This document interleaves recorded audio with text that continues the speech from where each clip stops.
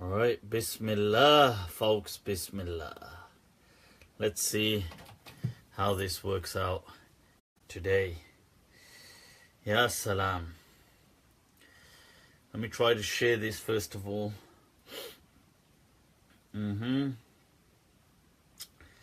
See how this is going.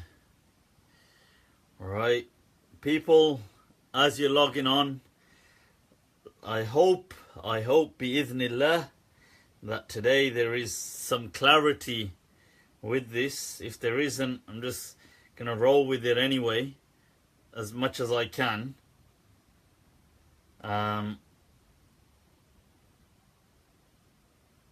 Right, so I'm just going to share it. One moment. Un momento, por favor. Un momento. Let me see. Sajid, Sahib, Ahlan wa Sahlan. Inna alhamdulillah wa kafah. Wa salatu wa salamu ala rasulih al-Mustafa. Wa ala ibadi alladhina irtada. Wa man bihudahum ihtada. Wa bi athari ahli al-Madinah iqtafa. Wa ba'd. فسلام الله على القوم. Ahlan wa Sahlan. And apologies for not being able to join you guys yesterday. Shukran, Lobon, shukran. Yesterday, I don't know. I think my system got possessed. I had to delete my entire app. I deleted my entire app, reset the entire router. I deleted enough stuff from my iPad. Just tried to... I thought, what on earth is going on here? But, lillahi alhamd. Orale. Let's get moving, people. Let's get moving. Right, so, Aina nahnu? Where are we? Well, it's been an interesting fortnight. A lot's been happening around the world. I mean, yesterday was Pakistan Independence Day. So, we had the Pakistan Zindabad, those of you. And today, Independence Day for India. So, for all the folks celebrating that, Jai Hind out there. I think it is a shame, really, this whole, the kind of, somebody just said the quality is ridiculously good. What do you expect, God damn it? I'm delivering this. Anna. Why would you expect any less from me, people? That's the thing. I'm here to deliver this in HD. Right? لِخِدْمَاتِكُمْ. This is for a service to you people. Right, so coming back to this independence thing, I think it's a shame that there's so much, that there's so much this kind of split between Pakistan and India, all this animosity. I think India is a beautiful country, and I think if there wasn't these issues, I would love to visit India. I'm studying Hindi, by the way, so I study Hindi. So, right, Shuddh Hindi. So for all of you out there, some of my Hindi books, they're not here, they're downstairs now, I take it. But, yep. So, hum seekh rahe hain, but we're with the actual Devanagari, with the actual Hindi script. I find it amazing, and I find Hindi words as well awesome. But you know, it's a shame to see how politicized things have become. Alaikum salam, Robin, Kay, Ahlan wa Sahlan. It's a shame to see how politicized things have become, that you can't even, like, when people use certain words, it's seen as no, only Indians should use those words, only Pakistanis should use those words. Yaar, ye, as Ghalib said,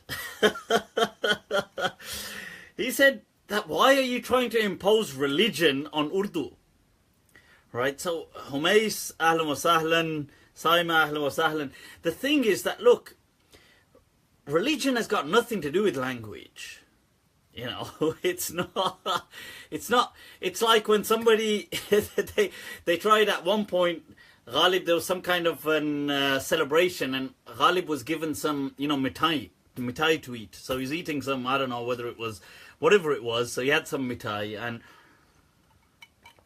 and somebody said to him, they said to him, Ghalib Sahib, ye mat khaiye, don't eat that, this is from the Hindus. Right? Right, so the thing is that, I just missed that. Right,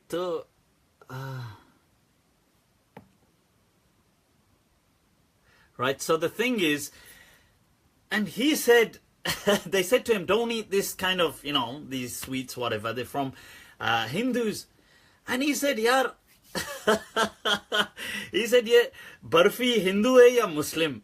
Like this kind of, this sweet dish that I'm eating, is this a Hindu or a Muslim?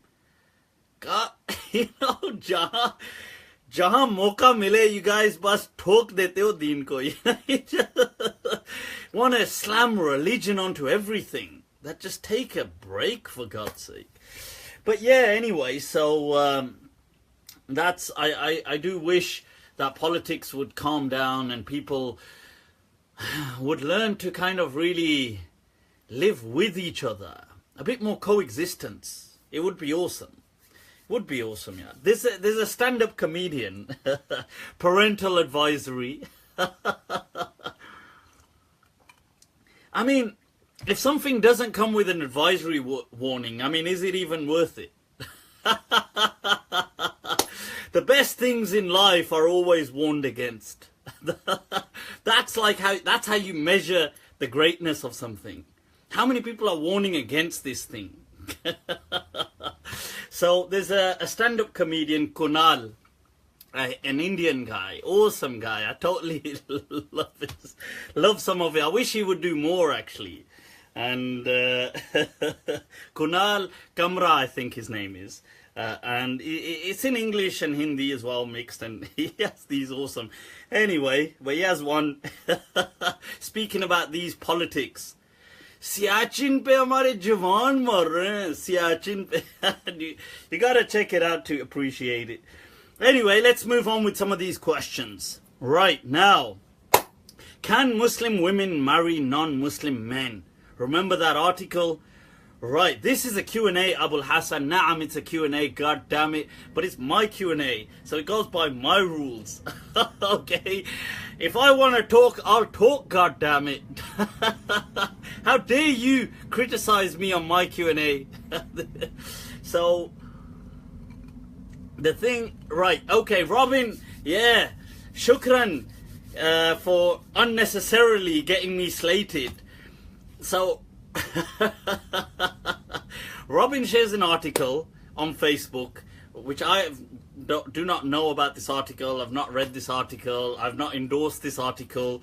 And it said something about Muslim women marrying non-Muslim men. And she tagged me into it. And I suppose maybe, to be fair, she didn't say, I think she said, oh, this can be the discussion for the coming Q&A. So people reading this must have assumed that, oh, Mufti is endorsing this. Right, so they just start slating me. So I'm getting a free beatdown, a virtual beatdown on what is it? Oh, Abul Hassan, I was only joking, don't worry about it. So I was getting this virtual beatdown on Facebook, and I've not said anything, I've not endorsed the article, I've not even I've not even heard of this article, and so this is all going on. Anyway, so this question, can Muslim women marry non-Muslim men? Right, and what is the whole situation about this? Right, so just to clarify, now look, I have answered this before.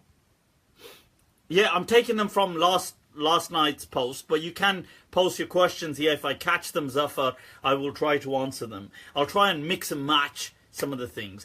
Now, look, in my understanding, marriage, right, just works as a human thing. So it's not that Islam never initiated marriage. In fact, the hadith, which is a Sahih hadith, and I believe it's in Bukhari, it's from Aisha radiallahu anha, and she says that there were 4 different types of marriages taking place in the time of Jahiliyyah, the pre-Islamic era.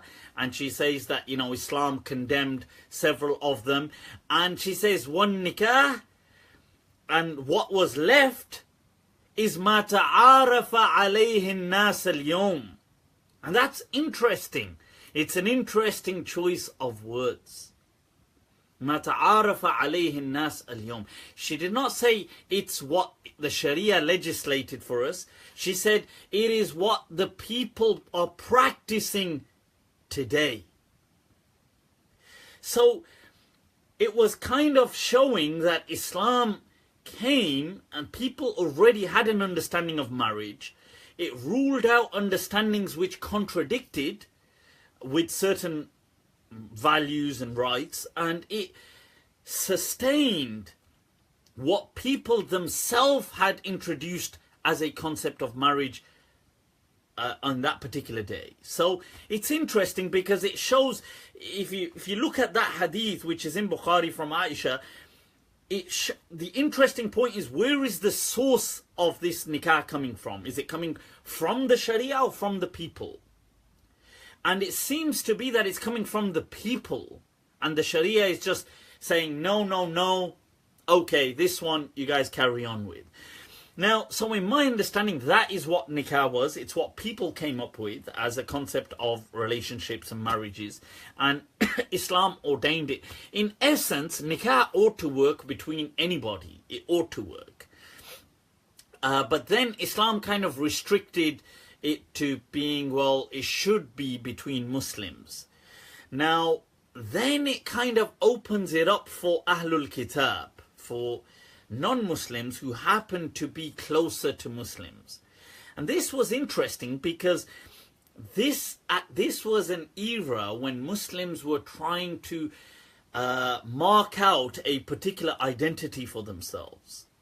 So you see the Prophet ﷺ, as he migrates into Medina and the Muslims migrate with him, they are trying to, because Muslims are in a very vulnerable state, so they're trying to sketch out an identity for themselves as Muslims.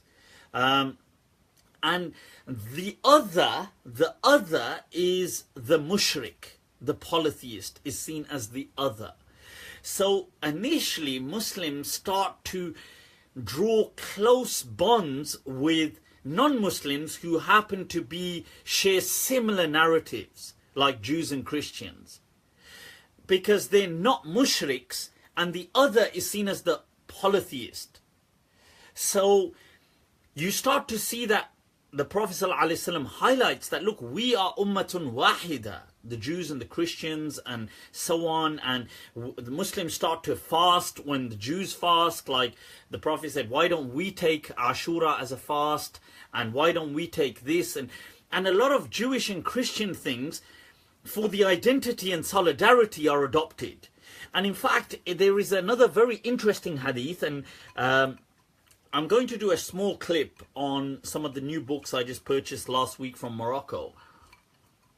But one of them was the Ahkam al-Wusta by the famous muhaddith, the legend from Muslim Spain, Abdul Haq al-Ishbili. And he has these ahkam, these rulings of hadith to do with rulings. And he's got the large collection, al-Kubra, wal-Wusta, wal-Sughra. And I purchased the Wusta. And so in there he brings a hadith, which I believe, I'll double check, but I believe it may be from Sahih Muslim. But he brings a hadith in there where he says that the Prophet used to, kana yasdilu sha'rahu, that he would allow his hair, he would design or carry his hair in a style that would just drop back. وَكَانَ الْمُشْرِكُونَ يَسْتِلُونَ. And it says that وَكَانَ أَهْلُ الْكِتَابِ يُفَرِّقُونَ شَعْرَهُم. That they would, or يَفْرِقُونَ شَعْرَهُم, that the Ahlul Kitab as an identity would part their hair. So he in this hadith it says that this is what the Ahlul Kitab would do, and the Prophet first and the Mushrikun would all generally just push back their hair. فَبَدَأَ رَسُولُ اللَّهِ يَفْرِقُ شَعْرَهُ. So the Prophet began to part his hair, as the Ahlul Kitab would do. But then he says in the Hadith that, then ثُمَّ, after time, after years, Sadl Rasulullah sha'rahu. The Prophet went back to pushing back his hair, because they had gone past the insecure stage where Muslims were insecure and trying to sketch out an identity. Now that they were secure, the Prophet resorted to his original style, which was what the mushrikun used to do as well, and they would just, a normal hairstyle that they used to push back their hair, and certain people used to braid it. So it was interesting that there was a phase when the Prophet migrated to Medina where the Muslims were trying to sketch out an identity, because many Muslims were at a stage of vulnerability, that they did certain things. And that included praying towards the Qibla of the Jews, which was Jerusalem. That included eating the meat of the Jews and the Christians. It included marrying into them. It included things like fasting when they would fast. It included even doing your hair like them. But once Muslims became secure, you start to see the Prophet saying, you know what, differentiate yourself from these people. We don't need to, because lest you fall into their mistakes. We have a secure identity now. And that's interesting. So you see the Prophet saying later on about the Majus, that look, do with them the way you do with Ahlul Kitab. Like you can take jizya from them, and some ulama said you can marry into them. And so this is interesting. Now, and that's where it kind of stops. Now, can you marry non-Muslims, non-Jews, or women do so? The general understanding is no. There have been some opinions, minority opinions in the past, held by some great companions, I believe. Amongst them, it has been, I believe, people like Sayyidina Ali radiallahu anhu and other people who believe that if a woman was married to a person who became a kafir, they could remain with them. And they disagree as in to what length can you remain with that non-Muslim. Some people say you can remain with them during the iddah, and that's a more accepted position. And some people said you can remain, that wife could remain with that husband indefinitely. And some people placed conditions, but there shouldn't be a sexual relationship. And some people said it didn't matter. Although these were then minority positions, and you have to recognize that Islam was kind of entering a new phase. It was soon to become a civilization. And obviously many things would become important, and one of those things would be marriage as well. So these views were no longer further kind of explored and appreciated, and really the world's kind of separated. So you started to have a whole empire where you had Muslims and then you had non-Muslims, and then nobody really followed up on these kind of things because there was no interest to do so. So that's the general. Although today you can resort to certain ulama like Sheikh Abdullah bin Bayya if you are stuck in these kind of issues, and they can advise accordingly. Okay, so that's some background to that. But the general understanding is that Muslim women do not marry non-Muslim men, and for Muslim men there was the allowance of Jews and Christians. That's how it is. Okay, let's move on to another question. Right, las preguntas. Where are we? Yesterday's questions. Let me just bring these up, people. Right, so whilst I'm doing that, is it obligatory to sacrifice an animal? Generally it isn't. No, it's sunnah. It's an emphasized sunnah, and the Hanafi madhab considers it wajib, but their wajib is a lesser obligation. It's not the same as a fard.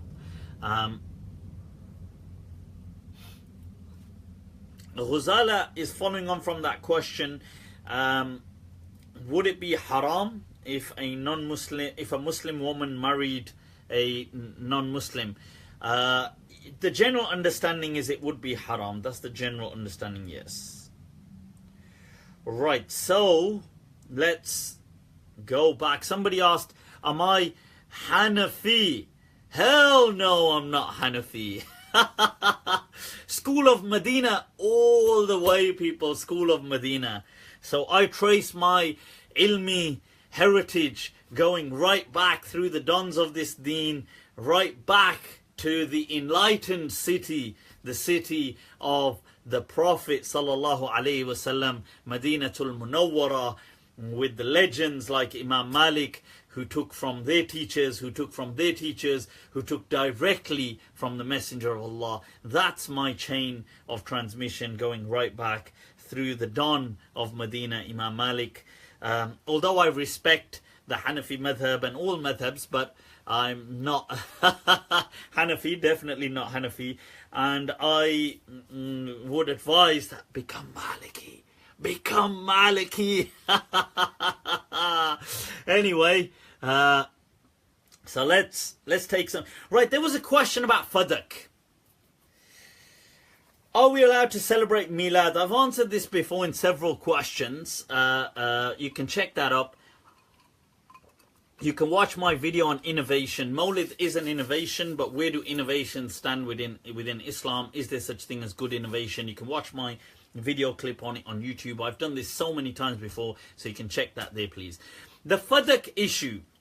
Right, okay. Fiqh. Somebody said, why you call madhab not fiqh? Fiqh, madhab, same kind of thing. Madhab is the school, fiqh is the understanding. It's cool. It's cool. Don't worry about it. Don't worry about it. It's all good. It's all love. Right, now, this Fadak, right, okay, what is Fadak? Fadak is a contentious, look at the words, contentious issue. I do that just to wind up some people, that's all. Right, some friends, that's all. Right, so it's a contentious issue between the orthodoxy of Islam and the Shia, okay, a sect within Islam. Now, Fadak is the name of a land that was taken in that belonged to the Prophet sallallahu alaihi wasallam. Now that land was called Fadak. It is a particular village or a particular region. A small region sounds like large, but it was a particular piece of land that was a part of Khaybar, okay, the Jewish settlement outside of Medina. And when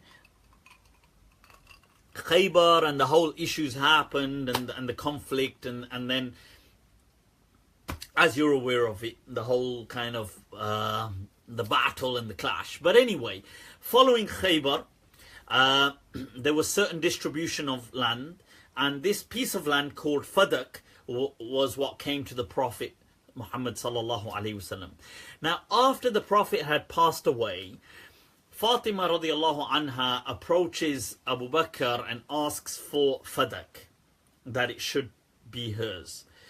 And Abu Bakr says that, well, the Prophet said that nahnu ma'shar al-anbiya, that we prophets and messengers, la nuwarrithu dirhaman wa la dinara, we do not leave any inheritance, as in wealth inheritance.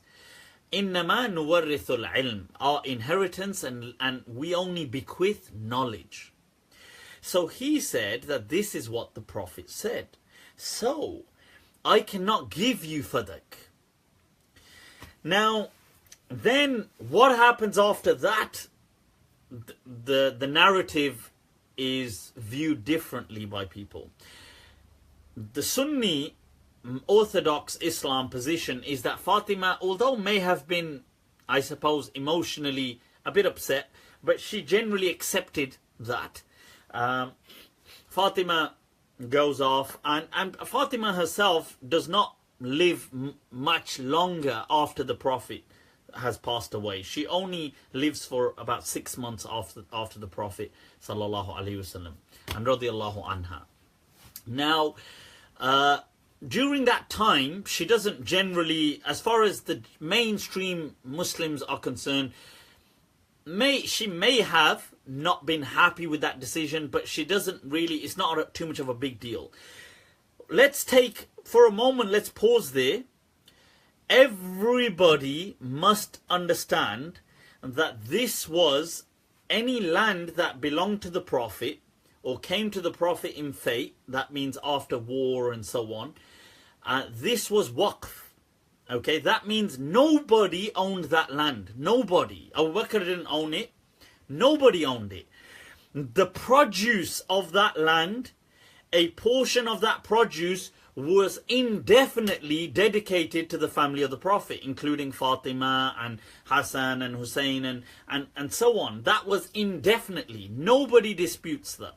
The Shia do not dispute that. The Sunnis do not dispute that. That the produce coming from Fadak continued to come to Fatima for her lifespan and her offspring after that. There is no debate about that. Now, the debate is on regarding the propriety and the ownership of that land. According to Sunni sources, nobody technically owns the land. The land belongs to Allah and His Messenger, and the Muslims have a duty to preserve it. It is the guardianship of the land is given to certain people who watch over it. The produce of it is given a significant portion to the family of the Prophet, and what remains and the surplus amount goes back to the treasury and can be used for other sources. Okay, so that's just to clarify. Some Shia sources, including books like, I think, some commentaries. There's a Muthini or somebody with his commentary on Nahj al-Balagha, and there's Durar al-Najafiyya. These, not you Durr Najaf, but Durr al-Najafiyya, which is a Shia work. They also accept that Fatima was okay with this decision. They do not claim anything to the contrary. Other Shia sources claim that no, she hated Abu Bakr, and she was, hated him with viciously, and this was land which was usurped by the people like Abu Bakr. But if we look at this objectively, Abu Bakr never took the land for himself. No Muslim at that time and for decades and the centuries after claimed that Fadak land for themselves. Nobody did. It was waqf, okay, just to clarify that. Okay, so it was not something, this was not to do with are they getting benefit from the land. Everybody accepts that they got the ghalla, the kind of produce went to the family of the Prophet. They disagree on the ownership of it, that's all. The other Shia sources are obviously very caught up about that, and they make a big deal out of it. So that's just to explain. Then the Shia had an issue, or there is a problem that kind of hit them in the face, and that was that why, when Ali became caliph, why did Ali not give Fadak to his offspring? Because he didn't.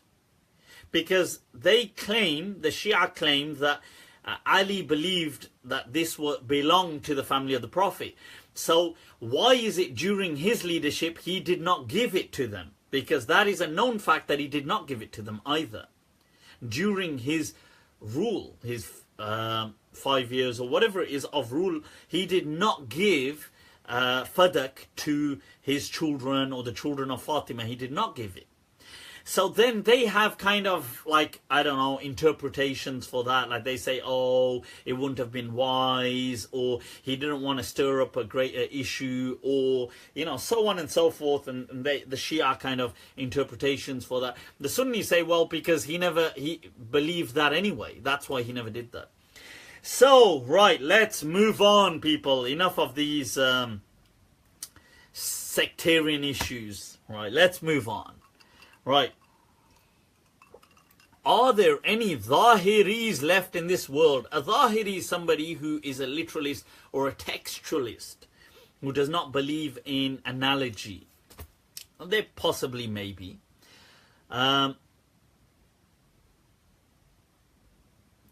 You see, the thing is, somebody's asking that did Fatima speak to Abu Bakr? I believe there are narrations she did.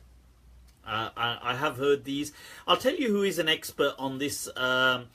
Sidi Muhammad Iqbal, who's on Facebook, and he's from Birmingham Sharif, the blessed Birmingham, which I can't believe, on a tangent, I can't believe the council is allowing our city to become plagued by not bloody doing something about the bin strike.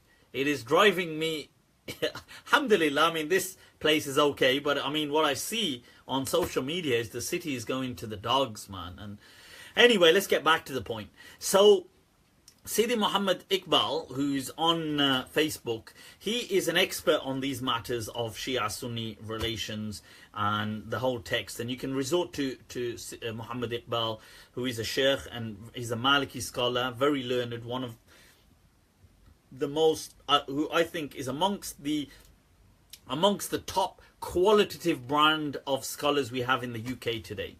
Okay, so, but he likes to keep himself low-key, so you can reach out to him if you want to discuss narrations on Shia things.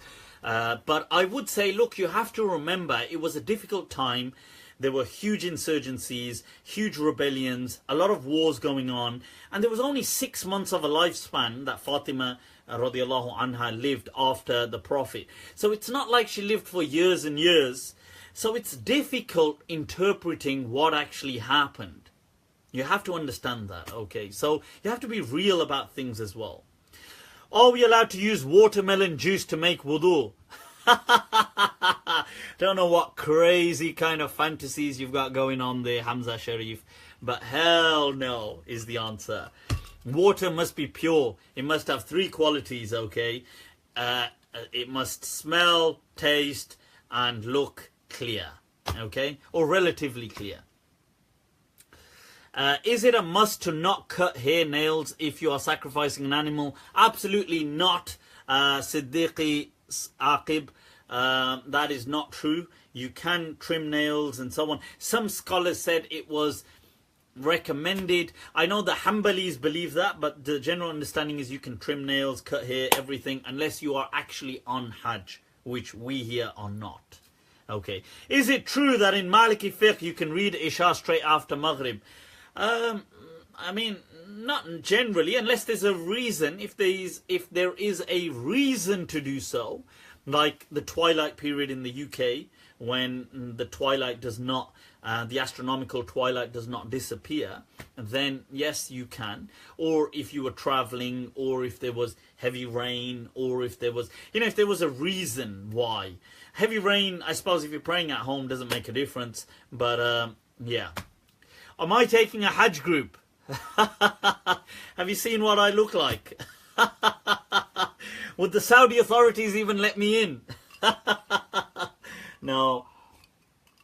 They probably would let me in, to be fair. I mean, but no, I'm not taking a Hajj group. And I don't think I'm that kind of a guy you want to go with on Hajj. I think... I don't think I'm that. You need somebody really spiritual, yaar. Ye masail tasawwuf, ye tera bayan ghalib. These issues of spirituality and the way you explain them, ghalib. Tumhe hum wali samajhte, jo nabada khar hota. Wah, wah, wah. He says, I would have considered you a man of God if it wasn't for this drinking problem that you had. But that's ghalib for us. But I mean, yeah, people like me, no, I wouldn't feel right taking people on a Hajj group. I think people need, there's plenty of great people to do that. Anyway, let's move on to the next question. Somebody just said, this guy seems high. This guy, god damn it. Who is this guy? Yaar, ye guy kaun hai, yaar? You get some people, they start communicating with you, and it's like, it's I don't know what they use words like, I don't know, like you're already on a level. Like, yo, what's up? What's up? I had this guy message me, yo, spiky. I thought, okay. I mean, do I, okay, are we on that kind of a relationship? You know, like I had somebody once say to me in between, just like a message, you joker. I thought, okay. Right, okay, you joker too. I don't realize, I'm sorry, I don't realize we're so pally already, but anyway. Right, so moving on. Next question, people, next question. Can Muslims be cremated?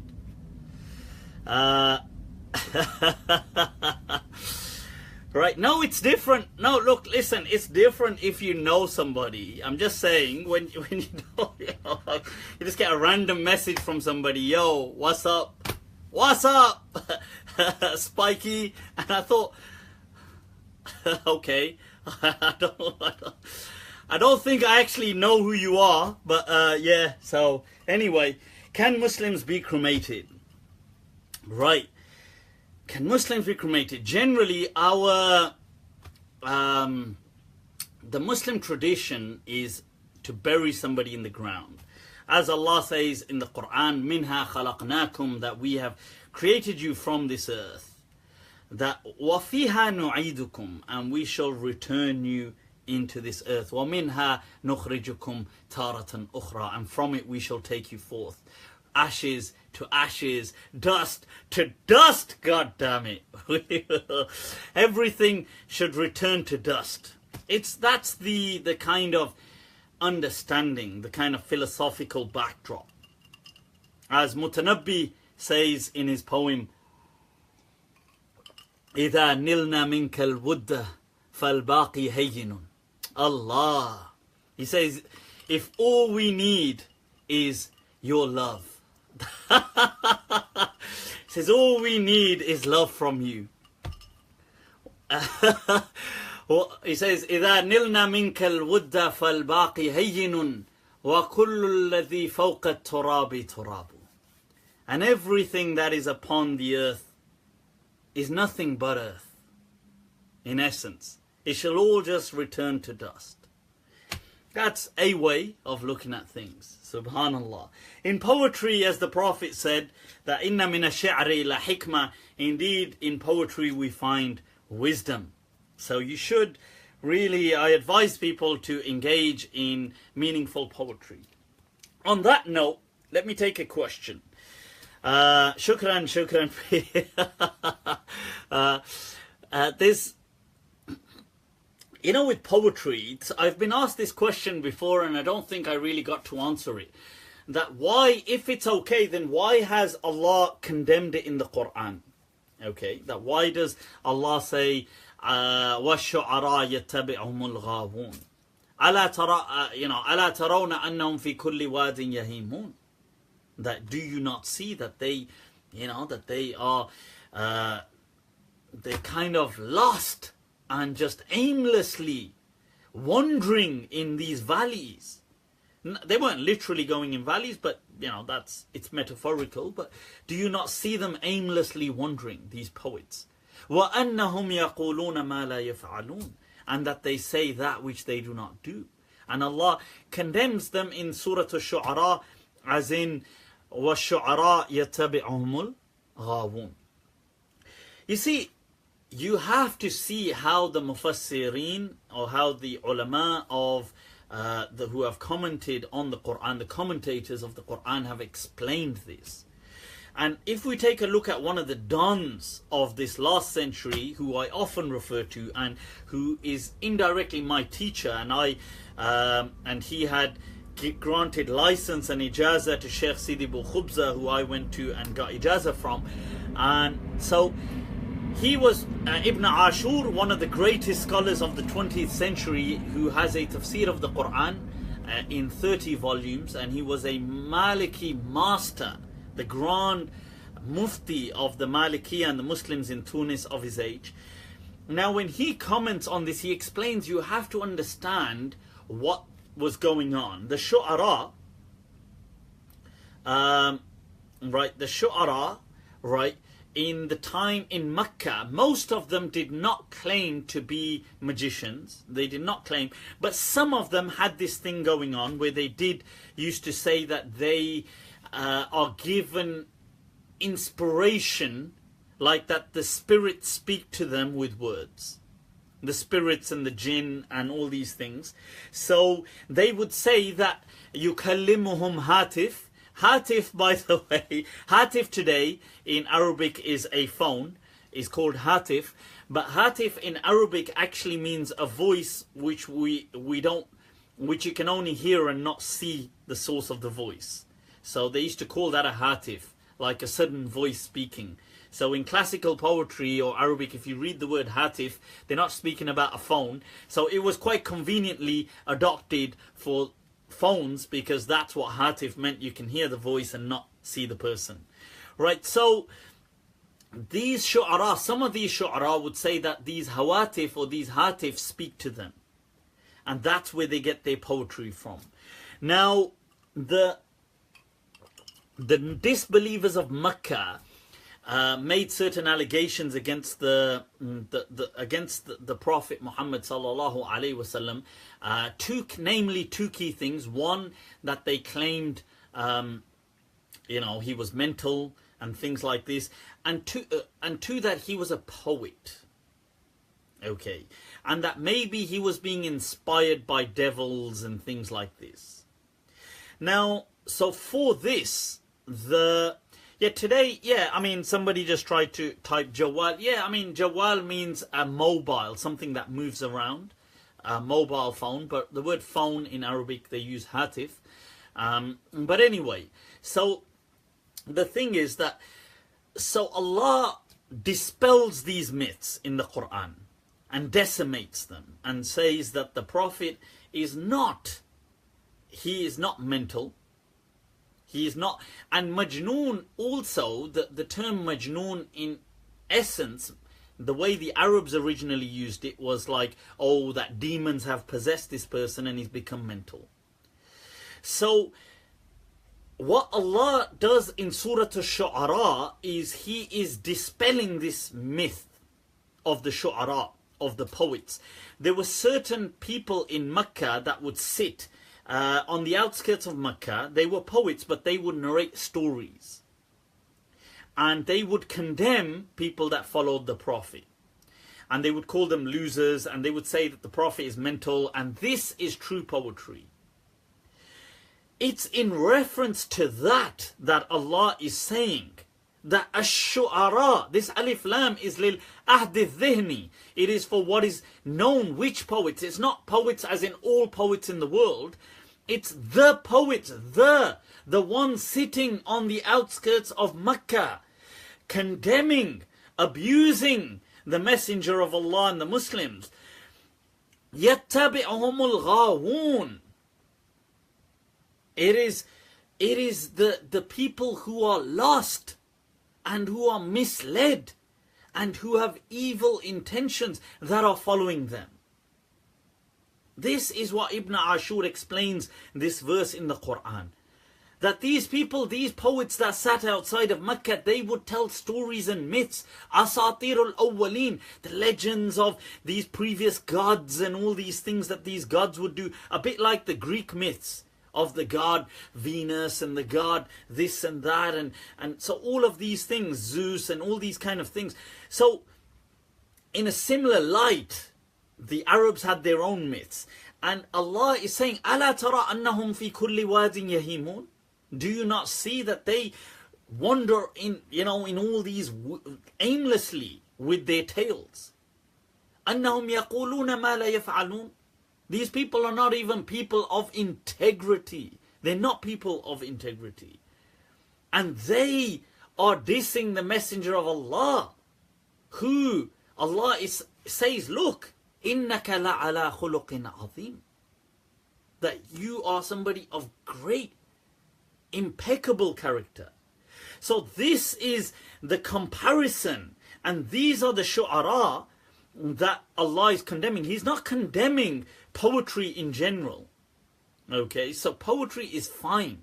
And the Prophet appreciated poetry, and he said that poetry is good. And those hadith where the Prophet said, oh, if you were to be full of poetry, it's better that you are, a person is full of vomit than he is of poetry. That was to do with that kind of stuff. The poetry that was being used to just attack the Messenger of Allah and attack this message of truth, and that was here to fight superstition. This propaganda poetry, the Prophet was saying that, I would rather be full of vomit than be full of that kind of propaganda, which is just here to hurdle people from the truth. So anyway, that's that understanding. I hope it's up. Mike Mala, people, Mikhail Mala is in the house. Our Nasheed artist legend from the Midlands, young legend who's heading off to Al-Azhar as well, I believe, to study. So we wish him the best of luck there. Right, so next question. Right, is it permissible? Is it permissible to watch sports games like football or Olympic swimmings in which players' auras are uncovered? All right, right there, who's this? Hez Jamrock, Nate. You see, there's a similar question there about somebody trying to sell a product about 6-packs and they're having to show stuff like that. You see, this is where you can't. You see, people. Okay, let's first of all go to the understanding what scholars have said.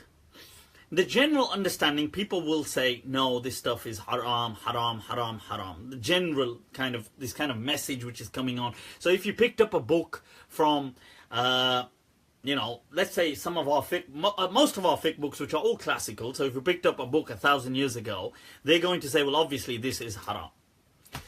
Now, you see, we can look at what some scholars today, like when who's a legendary scholar, Sheikh Muhammad Walid al-Hassan ad-Dadu, who's one of the great muftis of Mauritania, Maliki, and renowned scholar worldwide, when he was asked about when you live in a society where women generally are uncovered, or not as in not totally naked, it's not a nudist, we're not living on a nudist beach, right, unless you want to take up accommodation for which you can contact right, so we're not talking about a nudist beach, but we're like, let's say in this society where women will wear short skirts or generally, short tops and things like this, do you have to always be lowering your gaze and be not looking and can you not look? And he said, where things are the norm, you can just go by the norm. So if that's how women around you generally dress, you are not required to kind of excessively, to kind of like lower your gaze and think, where they are normal. That's his fatwa of the Sheikh, which I find totally to reflect the voice of reason. And so therefore I think that's something we as Muslims here can adopt, and that makes life workable. Now, this understanding, so the same thing with stuff like football, Olympics, it's this same kind of thing, right? You have to understand, look, when we're looking at scholars in the past, you see, this is the thing, we have to understand that the world has entirely changed. Entirely, people. Entirely. We are living in an absolutely different world today. And you have to come to terms with that, because many Muslims do not seem to understand this. They don't seem to grasp this concept that we are living in a different world. And I mean a really different world. I don't just mean, you see, during time there were developments, and they were kind of like the gradient was like this. But since the techno-scientific revolution and the industrialization of the world, these changes have spiked. We are in an absolutely different world today. Absolutely, the way we think, the way everything is different. So those scholars in their day and age reconciled for their own day and age. Because Islam came, you see, when the Prophet was asked, what is Islam? He did not say that Islam is that, you know, oh, this ruling or that ruling or this. He said Islam was the arkan, these 5 pillars. That's all it was. The other things were there to reflect phenomena that was taking place. They were rulings to engage, which varied from other prophets that went before. And these rulings would vary as time develops and the narratives change of society. People, Sheikh Ahad in the house, Ahlan wa Sahlan, Sheikh Ahad, right? That's a comrade, a fellow comrade from the days of study, a Sheikh living in London. You can always reach out to him for advice, people, on Facebook.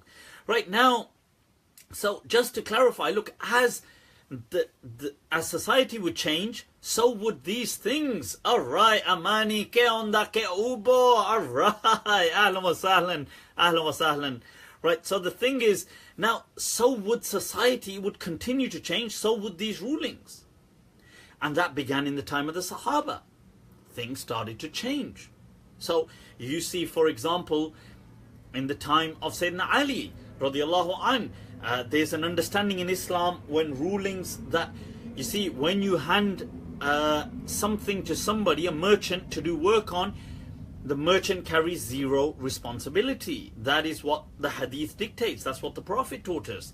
What did Sayyidina Ali say? He said, sorry, the time has changed. Corruption has spread. We will now hold these people accountable for any loss that happens to that product whilst they hold it. What did the Prophet say regarding the time of Uthman? You see, the Prophet, when speaking about things like animals roaming free, camels and so on, he had said, oh, if somebody finds a sheep or a goat or something, they can announce it and they can do this and they can, Muslims can repossess it. And then the Prophet was asked,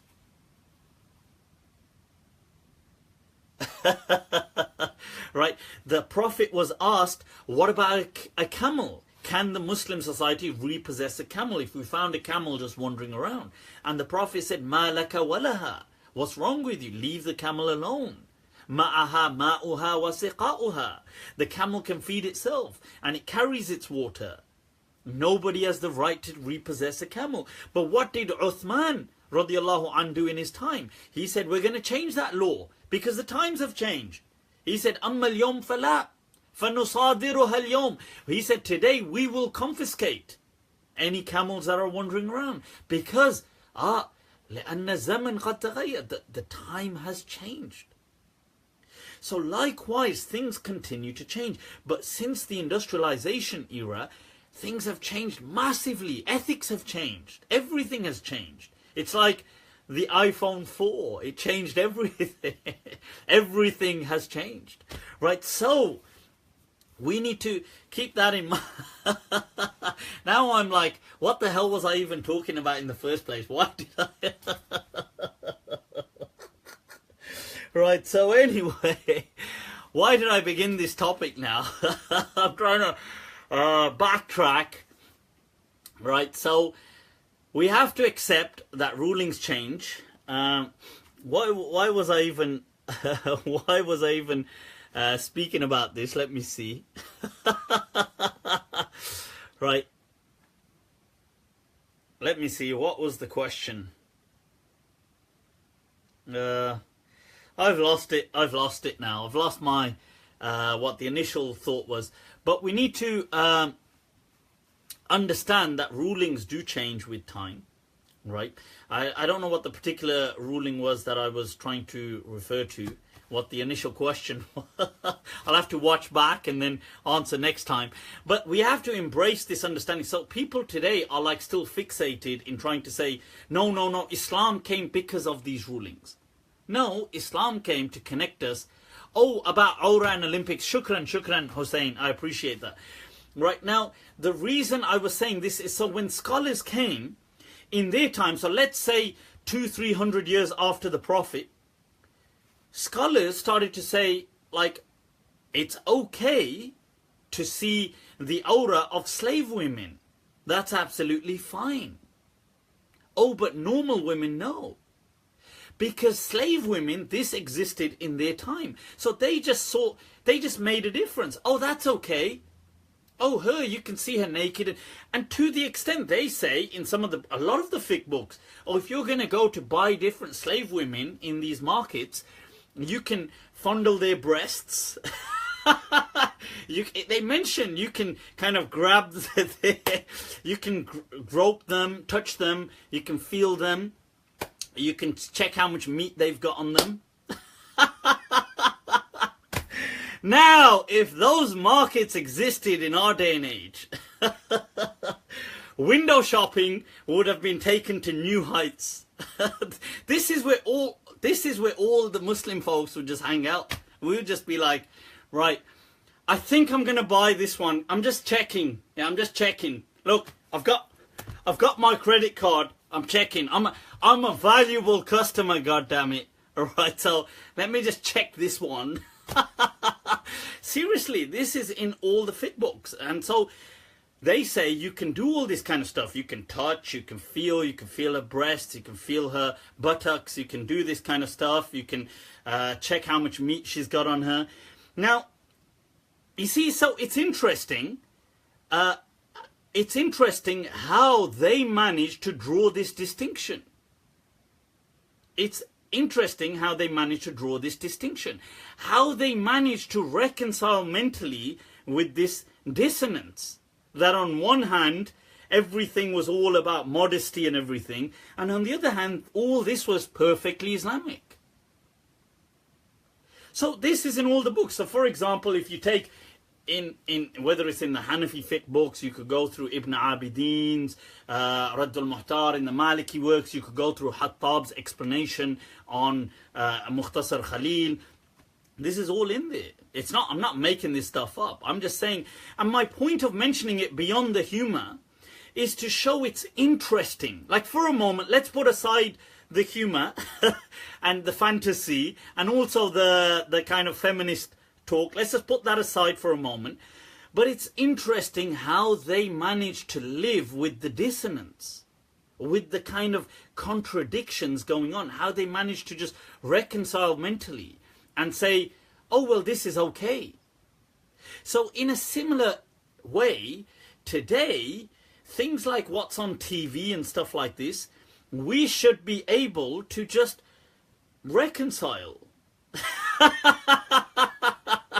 I'm not being funny, but we should look. And I appreciate the kind of fatwa that Sheikh, Shinqiti, Sheikh Dadu has given, who is a respectable, reputable, very traditional scholar. Now, what I'm trying to say, that is my line of understanding. That today, you see, we need to understand that religion needs to be a working thing. It needs to work for people. Why did I choose the Maliki madhab? The school of Medina chose me. Alright, people, that's what I'm talking about. School of Medina, the Maliki madhab is just too awesome. Why wouldn't I choose it? I'm all about being awesome. So, School of Medina is just too cool, man. It's for this day and age, that's all. So, I mean, we need to reconcile, yes, so when we're watching Olympics, football, these kind of things, in my understanding, are not sexual acts. So, based on the fatwa the scholar has given, I think it's fine. I don't think it's something haram. I don't think Allah is going to punish people like that.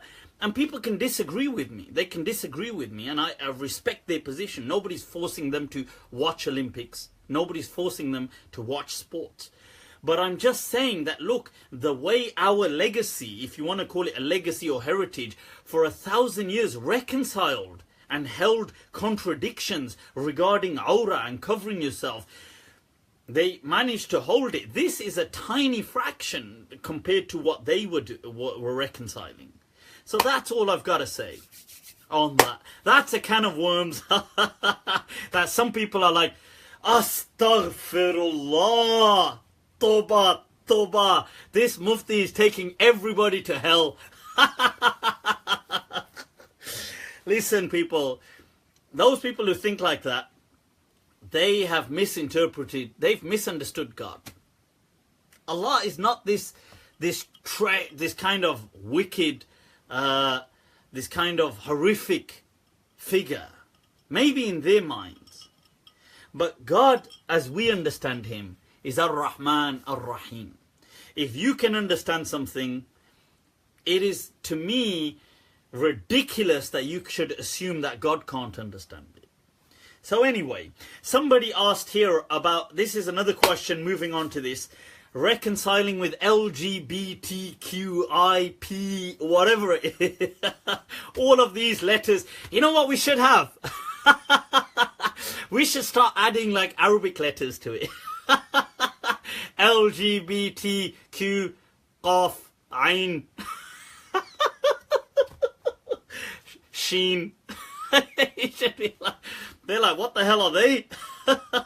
This is inclusivity. We're being inclusive, goddammit. This is Sheen is for Shadh, Ashadh. So anyway, right? But in all, I heard an answer. This is a question I want to tackle. Is it permissible to not follow mother? I'll come to that later on. Right. I heard a question this last week as I was chilling on my break. Oh yeah, people. And as a side note, I'm going to say, people, take time out for yourselves. And remember to enjoy life as well. Take a break when you can. Right. That's what's life? Hashtag what's life if not lived. Right. So live it. And ask Allah to give you. This is another side note. I'm just going off on a tangent here. Right. I put this Snapchat thing up. I saw this, somebody sent me this message on Snapchat, and it was an Islamic quote saying, people beware, beware, beware people. If your life is going smooth, that is, if things are going good, that is not because, maybe it's because Allah is depriving you of the hereafter. Duh, duh, duh. This is like, we need that kind of suspense music with da da da da da da da. So you get to the akhirah and it's like, you sucker. You thought you were just chilling in the dunya. Is that who was gonna pay for this? Your dad. It's like, Puttar, go sit in that queue over there. You're going to the fire. That's where you're going. That was a bad impersonation of the Jaws tune, but at least you figured it out, Ahmed. Right, so, look, listen, people, that's not how it works, okay? It seriously doesn't work like that.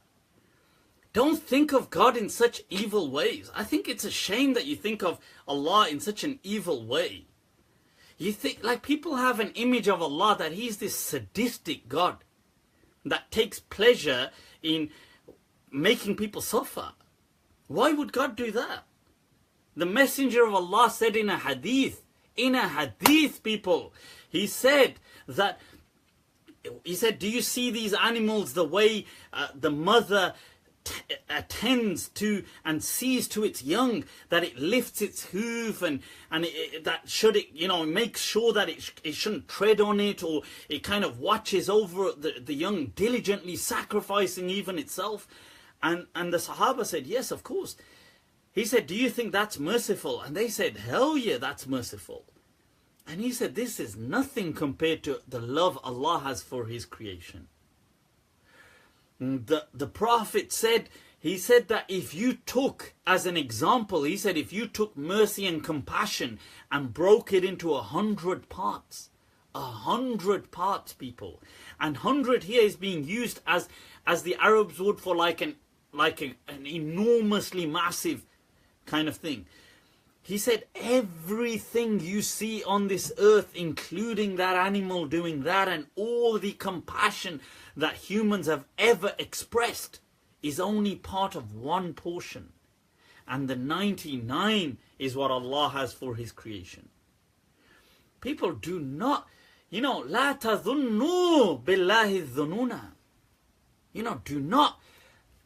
It is a shame.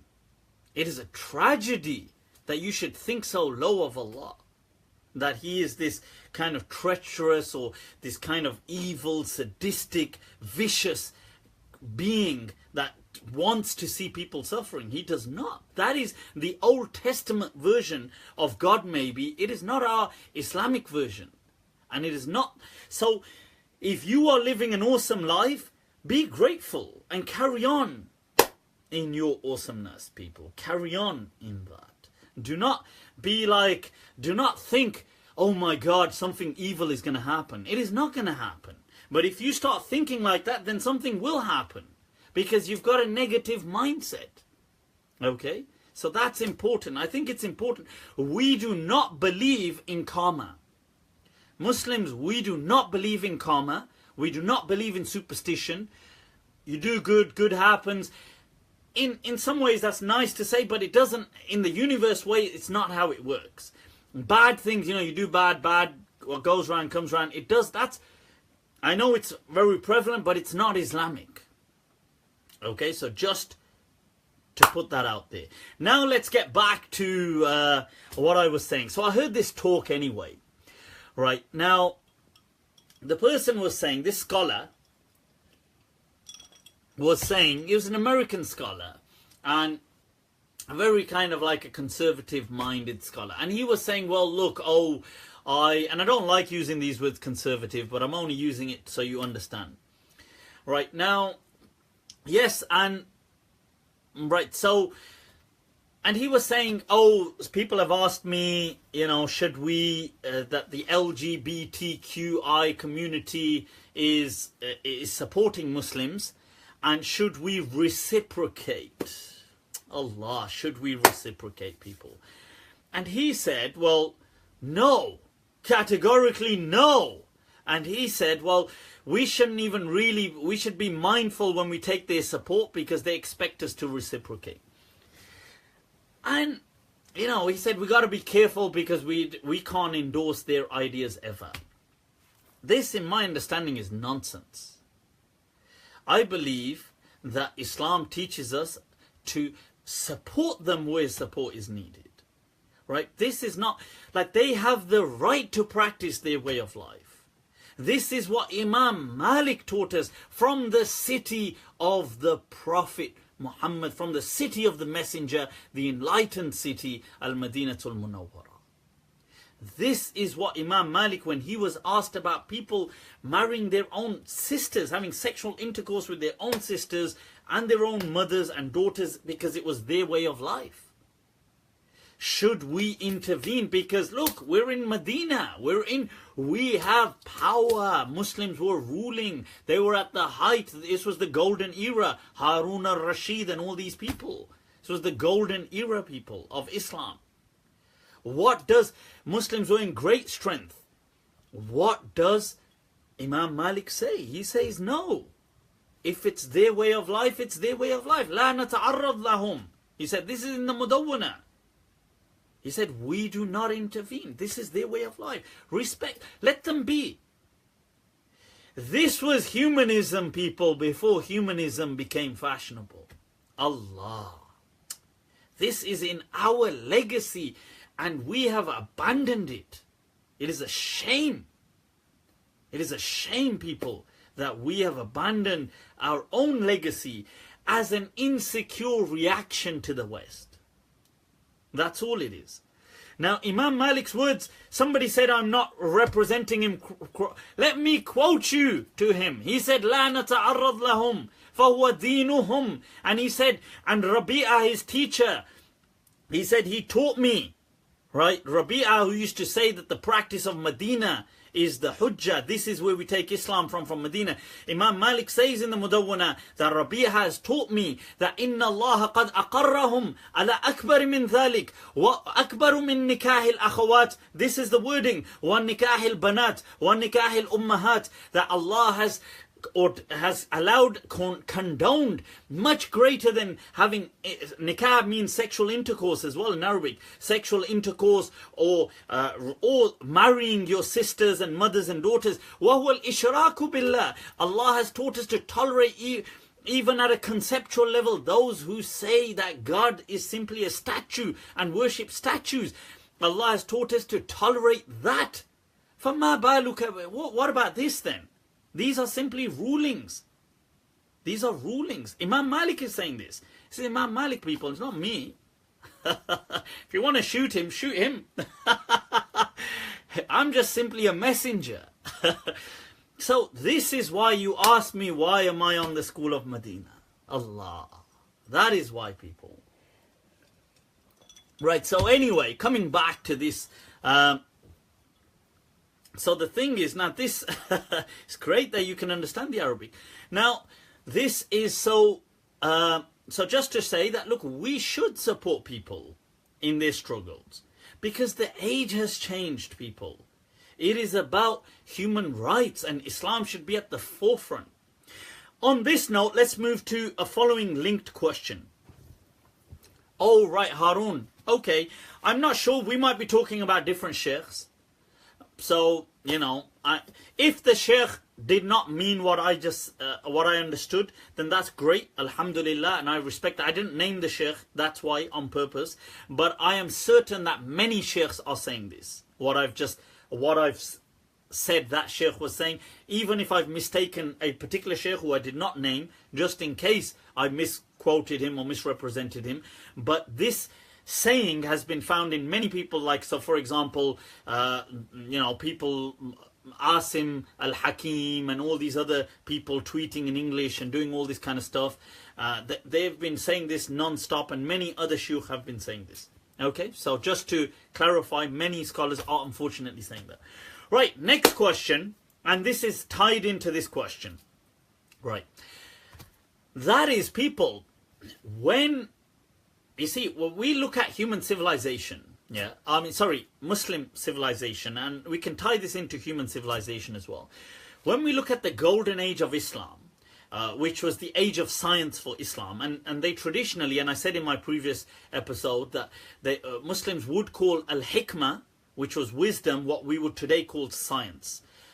So they would call, it was an amalgamation of certain things like alchemy, physics, science, philosophy, all these things. It was basically, al-hikmah was the science or the knowledge of the Greeks that the Muslims found. This is what al-hikmah was, which today we would call science and medicine and all these things. You see, Muslims stumbled upon the knowledge of the Yunan, the ancient Greeks. And what they actually stumbled upon was khairin kathir. It was a great treasure they found themselves upon. And they couldn't believe it was mathematics and physics and the cosmos and astronomy. And Arabs already had certain things about astronomy, but they found other things, medicine, they found... no, it wasn't just kalam. Kalam is what part of the theological aspect that developed as a consequence of this. But they discovered, so for example, all of Muslims would study people like Ptolemy, and they would study people like Batlayus, and they would study Galen. Galen is, all of these scholars speak about Galen. Ibn al-Arabi and all these people, they study their mathematical works and they study all their things. But the Greeks, when the Muslims stumbled upon this, the Greeks' civilization had ended. This was like part of their legacy that the Muslims kind of stumbled upon, and philosophy. So they started translating this and embracing it. And it took the Muslim civilization to a whole new height. And they never just translated, and they appropriated, they started to add to. Right, they started to add to and master these sciences and contribute to these sciences. So, why am I saying this? I want you to hold that thought. Today, the problem that we're facing, let me give you an example.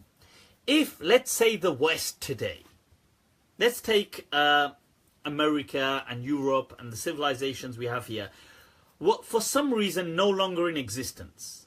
Let's just say for some reason they were civilization that all the achievements we have today were in books and in recordings, but the civilization had died 400 years ago.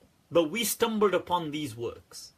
So let's say today we stumbled upon quantum physics, evolution, genetics, medicine, astronomy, the cosmology, all these kind of things today. But the Westerners, human rights, but the Westerners didn't exist. Like, let's say they had ceased. I guarantee you we would wholeheartedly embrace it. We would drown ourselves in this knowledge. The problem is that these people are still in existence and they are not Muslim. Them not being Muslim isn't the problem, because the Greeks weren't Muslim. They believed in all these different gods. The problem is these people still exist today. So, and they seem to hold a non-Muslim stance. Like they are, they don't look up to Islam. So and then there's been a history of colonial, the colonization. So you take all this baggage, you put it together, and what Muslims are doing is they are reacting out of insecurity.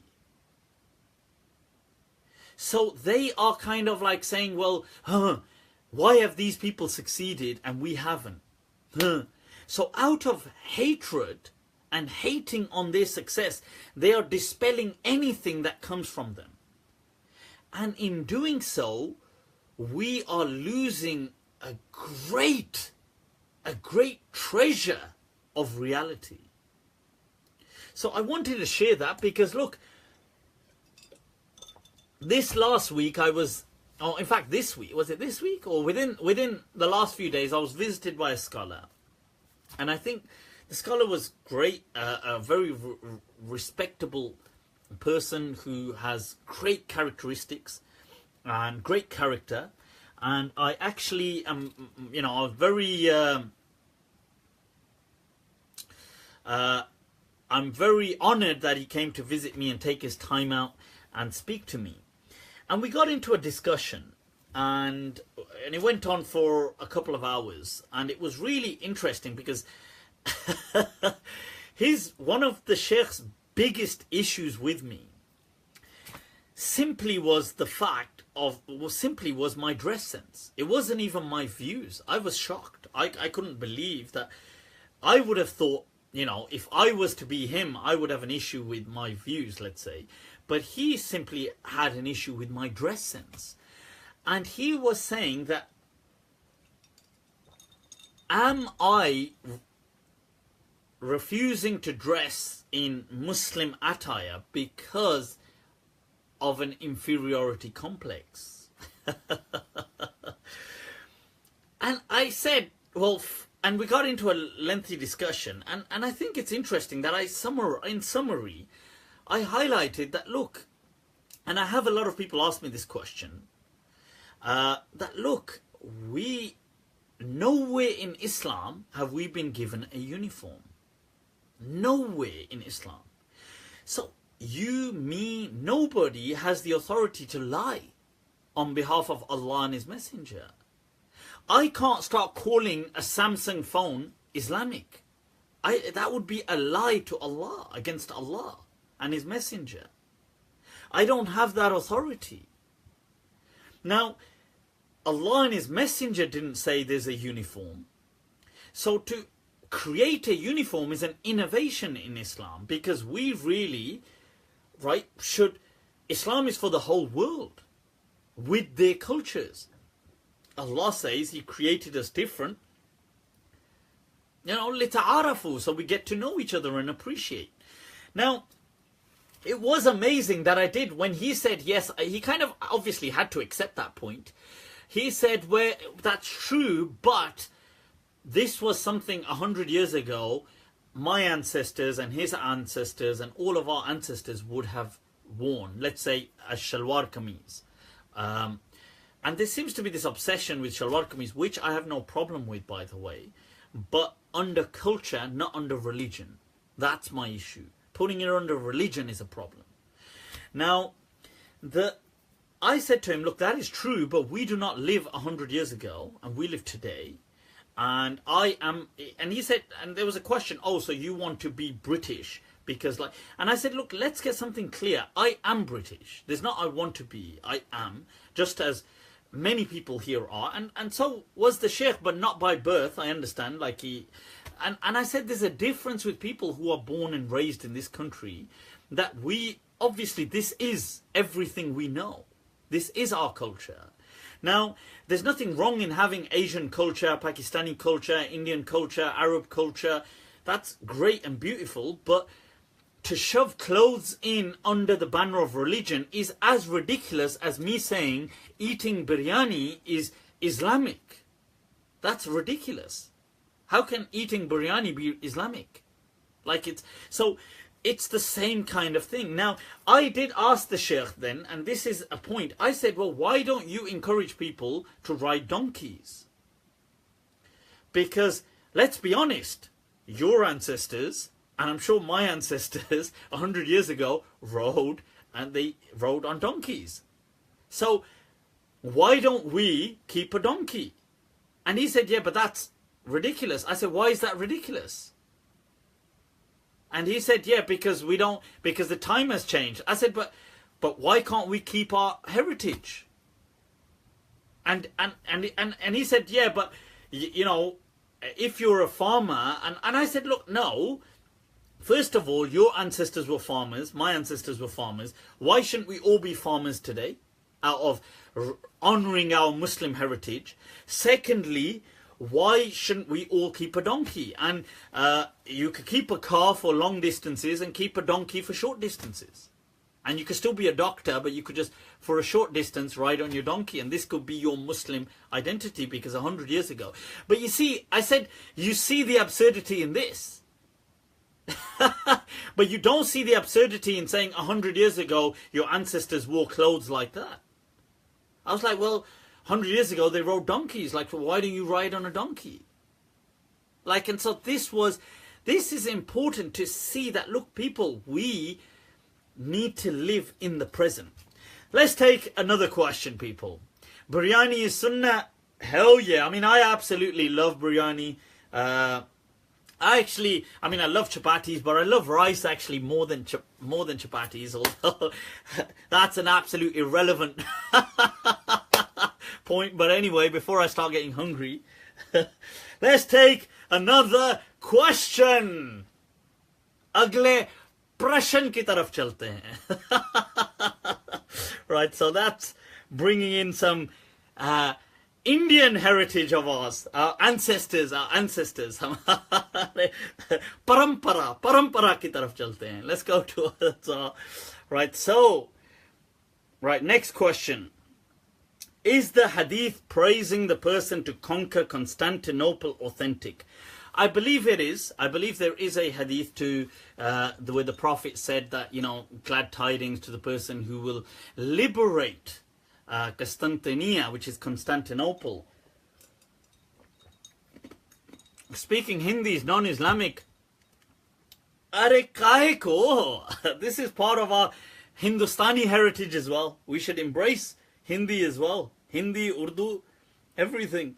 Right, so there's a female Hindi Urdu poetess by the name of Haya, Lata Haya.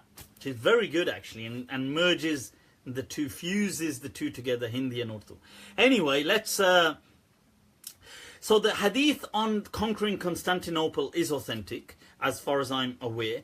It mentions here that how could the Prophet praise somebody who began the policy of fratricide in the Ottoman kingdom. I wonder if the Prophet would really praise such a person. Okay, now, you see, I just want to say that when the Prophet praised a particular aspect, it doesn't mean that every aspect about that human has to be awesome. It does not mean that. So, for example, if somebody did something noble, it doesn't mean, you know, throughout their life they never did anything bad either. But so just to say that what the Prophet was praising was the liberation of Constantinople, right? So because Constantinople was like the kind of gateway to the eastern, what was the eastern kind of Christian empire, which was preventing many people from the truth. And Islam really came to liberate that. So that's what it was praising. Jewelry for men in Islam, I've answered that many times before. Yes, absolutely, it's fine as long as it's not gold, and gold has some difference of opinion. Right, but okay, now, and qaza, I've answered that so many times. Short back and sides and things like that are absolutely fine in Islam. Qaza was speaking about imitating monks. Okay. Anyway, coming back to this question. And I don't think Muhammad II and Muhammad al-Thani, who is known as Mehmed al-Fatih, or Abu al-Fatuh, or Abu al-Khayrat, or Abu al-Khair, I don't think he introduced the concept of, or he introduced fratricide into the Ottomans' empire.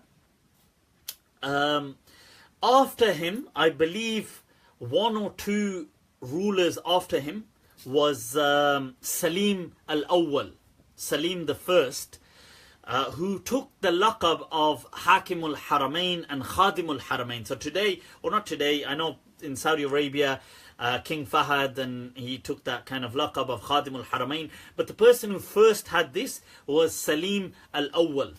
Okay, the first, he was the first person to take the title Caliph as well, amongst the Ottomans. So before him, for a good while, over 100 years, the Ottomans were just ruling with the title Sultan. So even Muhammad al-Fatih, when he conquers Constantinople, he didn't use the word Caliph. Now, although he did adopt the title Caesar, he adopted the title Caesar of Rome. But and most of the Ottoman rulers adopted the title Caesar because of conquering Constantinople, but they didn't use. They used to usually refer to themselves as sultans. But Salim al-Awwal was the first person who adopts. He's called by one of the. He's actually one of the imams, or somebody calls him as Hakim al-Haramain and Khadim al-Haramain. So he likes it and he takes the title, and then then he thinks, why don't I call myself Khalifa as well? So he starts calling himself Khalifa. Now, it's with him, I believe, who is the father, by the way, of Suleiman, who is known as Suleiman the Magnificent, or Suleiman al-Qanuni in Islamic history. That's his son, that's Salim's son. Right, now, he, I believe, was Salim, when he got in, like kind of mass murdered his brothers and everything, and really put this fratricide thing, the Khadim al-Haramain. He goes, Acha, zara ye khidmat bhi dekh lijiye. He goes, let me show you some of my service for the Haramain. And he begins by slaughtering his brothers. So I know he perpetrated mass fratricide and murdered and butchered, and but anyway, that's just the history. And this is why it's ridiculous when and his son Suleiman al-Qanuni, by the way, substituted, who was Hanafi, who today the Hanafis don't take from, god damn it, right? But he substituted the hudud, the punishments of stoning and cutting the hand and things like that, with financial penalties in his time. That was Solomon, who was known as Suleiman al-Qanuni, because he came up with, and never came up with, but he administered and made sure, set about this project about codifying the legal system within the Ottomans, and he was really known for, he was one of the, the great rulers of the Ottomans, but in his time he substituted that. He was known as Qanuni because of Qanun, because of law, and in English I believe it's Solomon the Magnificent, with all the stories about his harems. Over here in the West, these kings were like, God damn, those sultans are living it. They were like struggling to divorce one wife. They were like, how on earth King Henry VIII has to go against his entire religion to come up with the concept of divorce. Think about that. You have to make your own religion, the Anglican Church, just to get a divorce. And when he's looking at the East, like these kind of sultans, and they've got their harems full of, they're just living their lives. But anyway, coming back to this. So, I think, look, this point of fratricide and killing your brothers and killing this and that, and like a lot of also the Mughal kings, the Mughal dynasts in India did the same thing, even the religious ones. Like Alamgir and Aurangzeb or Alamgir, he did the same thing as well, had his brother killed and stuff like this, and had his father imprisoned, Shah Jahan. And many of the Ottomans killed their brothers and stuff.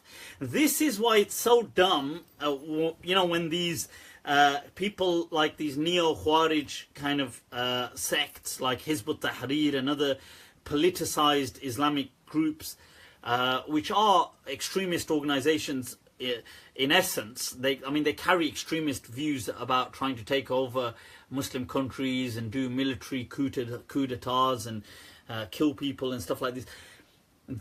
You see, the vision they give is ridiculous. Like, they give this vision of Islam with this perfect khulafa and leadership, and the leadership was full of this kind of stuff. These people who call themselves caliphs, I'll be honest with you, it was not Islamic in any way. They were just kings, and they weren't Islam. It didn't bother them in any way. They were like, I'll give you an example. They were like, you take any Muslim prime minister today, except they were much more ruthless because they could get away with things. So it's like saying Nawaz Sharif today. Nawaz Sharif, to the power of 10, would have been like a regular caliph back in the past, like in the general, like these Ottomans and so on.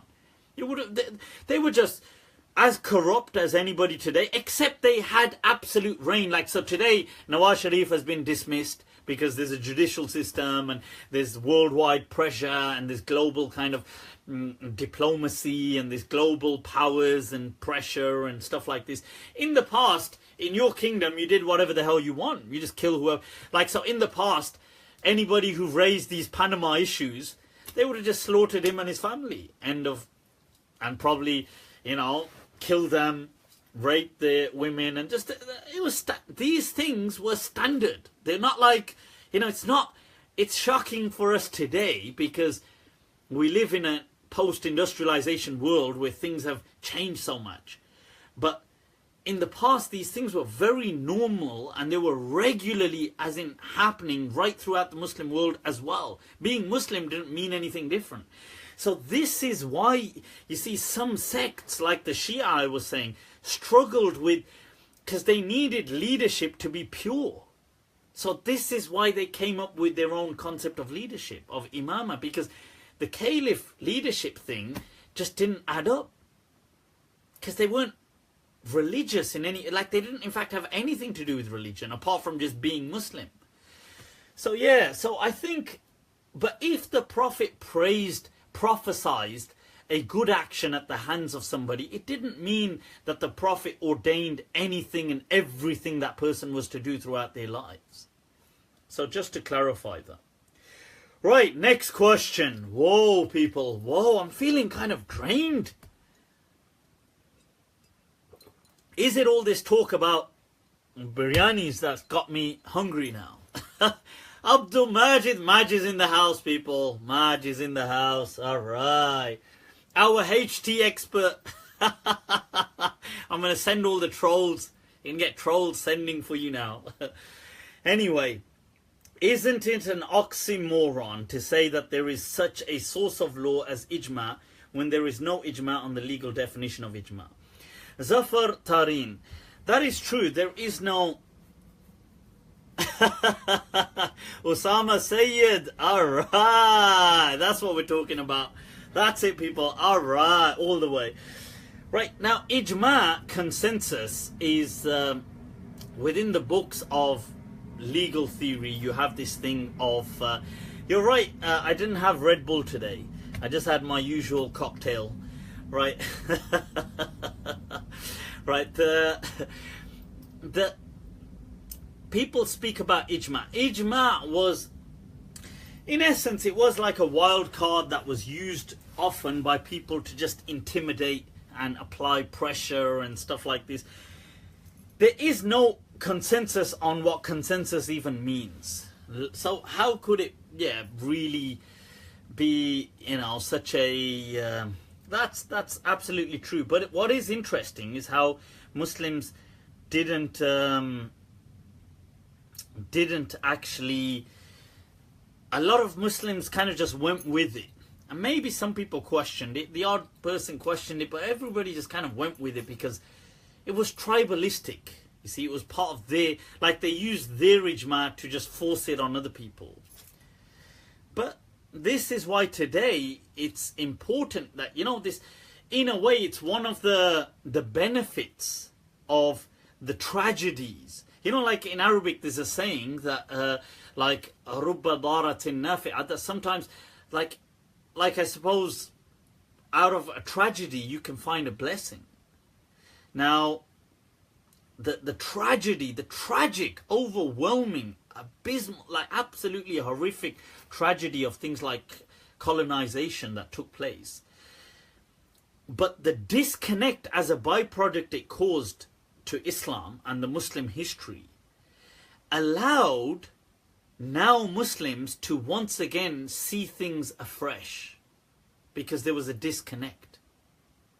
And so, it's true. And even ijma in the past was questioned by people like Imam Shafi'i. Was questioned by Imam Ahmad ibn Hanbal on saying whoever claims ijma is a liar. Man idda'a al-ijma fahuwa kadhib. And Ibn Hazm ripped the whole thing to shreds. But in general, people kind of went with it, even though they had no idea, on no common ground on what they were talking about. But they just used it whenever they wanted to shove something in somebody's face. Oh, you can't question, there's ijma. You think, well, how on earth was there ijma? But it was just one of those things. Anyway, moving on. And I've given a lengthier explanation on how I do believe there was something as ijma. At the time of the Sahaba, at the time of the companions, and what that was, I've given a lengthy discussion on it in my previous. So if you search ijma, and my name should come up. Inshallah, soon my website should be up and running, and you should be able to find these things with much more ease. So I do give a definition on what the true understanding of ijma was, and how it kind of got hijacked as the kind of age went by and was turned into this just intimidation, a card of intimidation. Right, okay, next question, people. Right, okay, there's a viral clip. I think some of you know what I'm going to talk about now. There's a viral clip that's gone around on social media. You know what I'm talking about. Natty. Basically, there's a girl who's praying her salah poolside. And she's in her bikini and her swimwear, right? So, and she's praying her salah. And you've all seen this clip, don't lie. So people are ripping her to shreds on social media. And I've been tagged in this on several occasions. And people have asked me, what do I think about this? Right. Well, first of all, I think people have no right to rip into her like that. It's nobody's business. Okay, like, look, you can have your opinion, but I don't think it's right to kind of destroy people, like troll them. Like you have no right to just generally be harsh, like an evil towards people. I get your right to express your opinion. I get your right to say, look, people, look, like if somebody said, excuse me, you know, I don't know what her name was. I don't know if people knew her name. Or excuse me, sister. I don't like using the word sister. I do not call girls normally sister. Okay, I don't buy into all this kind of what I call nonsense, romanticized kind of version of Islam, which has only emerged in the last century or so. But there's nothing wrong with people who want to use that. You know, they want to call everybody their brother and everybody their sister. Generally, Muslims in the past didn't do that kind of stuff. But okay, so you never see, you know, like in the past, in the Arabic books, they say, hey, brother, sister, all this. This is a new synthetic kind of Islam that we've developed in the West. But anyway, fine. People could have said, hey, sister, you know, it's admirable that you have remembered, you know, taken out time to worship, but I think you should, you know, generally, one ought to cover when praying salah and things like this. Okay. Yeah, we are all brothers and sisters in humanity. I know. I get the whole evolution thing, my friend. And we are all the sons and daughters of Adam. I get that, but I'm just saying I don't generally like this kind of, I've got no problem with you guys doing it, but I'm just saying I don't buy into this whole everybody, this artificial synthetic Islam of everybody is your brother and sister, and just get real and just call them who they are. You know, you don't need to over hey brother, hey sister, right? Anyway, so coming back to this point, so somebody could have said to her, look, listen, this is the ruling, but they don't have a right to tear into her. That's what I'm saying, right? To start off with, you do not have a right to be nasty to somebody just because, look, at the end of the day, she was just remembering God. That's what she was doing. Okay, first of all, let me drop the bombshell, right? Did you know, according to the Maliki madhab, and according to people like Qadi Ismail, who is a don in Islam and a don in the Maliki madhab, that salah is absolutely valid? Did you know that? Qadi Ismail, I've answered this before, has said that covering the Awrah has nothing to do with salah. He has made that point absolutely clear early on. He was one of the major scholars amongst like the teachers of people like Bukhari. He's a legend in Islam, Qadi Ismail. And many of the Malikiya of Baghdad and Iraq followed him on this understanding. He said that covering yourself was a separate obligation in Islam. It was a fardun Islami and was nothing to do with shara'it salah, with the conditions of salah. So this is why in the Maliki madhab you will get these rulings that to cover yourself, what are the different opinions within Islam, within the Maliki madhab, that it is an obligation, that it is an obligation with capacity, that it is a sunnah, that it is only a recommendation to cover yourself in salah, but it is a separate obligation in Islam. So the question is, if I was praying, if somebody prayed naked in a room where nobody could see them, is their salah valid? According to the Malikiya of Baghdad and Iraq, which was a valid sub-school of the Malikiya and Qadi Ismail, that their salah is valid. And they were legends in Islam. Qadi Ismail, he was, you know, in his time, he was made the absolute judge of Baghdad and Basra. I mean, he was an absolute legend in his time.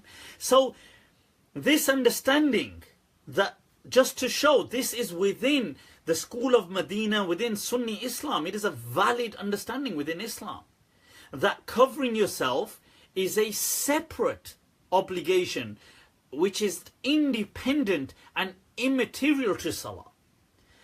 That said, so I want you to understand that, and I've said before that, look, based on this understanding, I've answered this before previously, that look, based on that understanding, if women or if people are praying and something was to become uncovered, look, it's fine anyway, the salah, you've got this difference of opinion. Okay, now, so let's put that ruling there. Now here, the majority of the people, the other madhabs, And the rest of the Malikiyah said that no, I mean there was a difference. Some said it was a fard, some said it was a fard with capacity and remembrance, some said it was a sunnah, and then some said it was mustahab, just a recommendation and not really part of the salah at all in any key integral way. But the rest of the Malikiyah did say it was an obligation, and the rest of the madhahib said, okay, a person needs to cover in salah. It was a condition of salah. Remember, now, first of all, there's a difference of opinion in this mas'ala with this woman praying poolside in her bikini and swimwear. It's not something I would recommend people to do. I would not tell them to do that. But if they did it, right, don't be nasty towards them. You have no right to be cruel to people. Nobody gave you the right to do that. So what you have the right to do is you can look, you can extend your opinion. You can say, look, listen,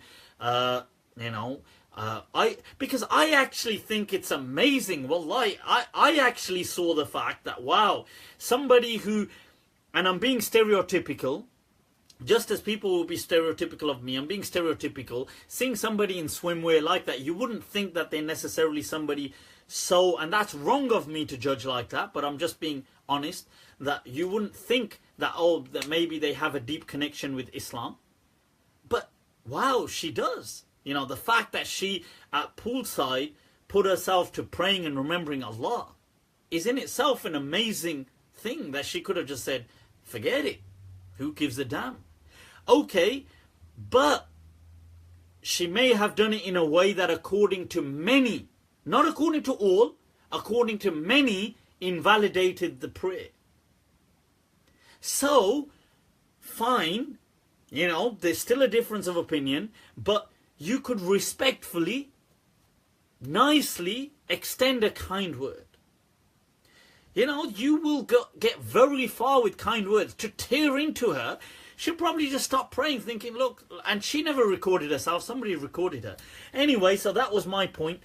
I personally do feel that Qadi Ismail and the Malikiyah, the school of Medina, have a strong point on what they've said, that covering yourself in salah is a separate obligation to that. That is my general understanding that I do go with. So I would feel that, look, based on what the Maliki have said, her salah would have been valid. But, you know, it was generally an obligation for her to cover, which she didn't do. And for that, somebody could say, you know, the sin and things like that. But the salah would have been fine. Okay, based on that understanding. How would have I reacted? I would not have, if I was in that situation and somebody prayed, it depends. Look, if I wouldn't go over and command, you know, the Taliban are here, Taliban ragle. It's not none of my business. Yes, if I was to be honest with you, I was actually, when I saw it, I was just in awe that, wow, somebody that remembered their salah. You know, like I saw that side, like, wow, like I wouldn't have expected somebody to be chilling like that and then remember their salah. And it would have probably put me to shame, because I would have probably been delaying mine. But I'm just saying, so, and yeah, if I got into a conversation with a girl that did that, I would have probably mentioned that, look, I think, you know, because I do believe the salah, based on what the Malikiyah said, was valid, but generally it's because people are recording you or whatever, that you should, you know, to avoid controversy, and maybe it's better that if you get a chance, just wrap up in a gown and then pray. But look, have some decency and stop playing God. Let's be honest, right? All right, let's take another question, people. Let's take another question. Right. Somebody asked, how was my meeting with Sheikh Bukhubza? Sheikh Bukhubza is an amazing scholar who's still alive today in Tatwan, and he granted me his asanid, his chains of transmission, through his teachers, which is through Sheikh Ahmed al-Ghumari, is through the legend who I absolutely love, Sheikh Ibn Ashur, who he took ijazah and license from Tunis, the Maliki Don, and also through people like Abdul Hayy al-Kattani, who has an abundant, countless books of chains, and I purchased his 3-volume collections of chains. This is, I suppose it's more a collector's item thing, really. If you're into it, it means something for you. If you're not, I guess it means nothing. It doesn't mean, you know, Sheikh Bukhubza is an amazing, like, I absolutely adore his commitment to studying and his knowledge, and the fact that, you know, his association with these teachers and his love and respect for people like Ibn Ashur. It does not mean that I necessarily have to agree with all his views in life. We need to get over that kind of concept. You know, people sometimes feel that, oh, your sheikh, oh, this guy, oh my God, let me find something he says which you disagree with. Ha, he's your sheikh, I got you, gotcha, you know, got him. That's not how this works, man. It's like, grow up, for God's sake. You know? It doesn't work like that. So let's move on to the next. Another question, people. Another question. Right, whoa, my head is spinning. All right, let's see, people. Sorry, I had the questions open and it just closed on me. Right, was Sadl always the dominant opinion within the madhab? Sadl is like praying with your arms at the side, and the Malikiya do that. I don't know about dominant. It's always been a very popular, outstanding position within the Maliki school, and I've answered this before, and you can find it on YouTube, inshallah, and check it out there. I've given more detail. Can you explain the Barelvi Deobandi dispute that's plagued the subcontinent? Right, were senior Deobandi ulama in support of Muhammad ibn Abdul Wahhab? Is the disputing purely on beliefs, or does politics play a major role? Right, you see, my advice, Suleiman Ahmed, is that, look, we in the UK, as I advise people, I do inshallah write my book someday, and I'd love to write memoirs of a mufti, but then people would just hate me if I was to be absolutely true. Right, so the duplicity we have to keep. The hypocrisy, such is the hypocrisy of life. Right, so right, you know, this Deobandi Barelvi split, this is Indo-Pak baggage. Leave it over there. Respect them both, love them both, but you take what's good, leave what's bad. I'm not bound. I have teachers who are Deobandi, I have teachers who are Barelvi, I have teachers who are Salafi, teachers who are whatever. Like, take the good from whoever you want. It's a debate in Indo-Pak, which, you know, began over, you know, these kind of reforms that were made by certain people at the time. And then it led to certain petty, which I think are petty debates. Issues which really are not even a part of Aqidah. Like, how much knowledge did the Prophet actually have?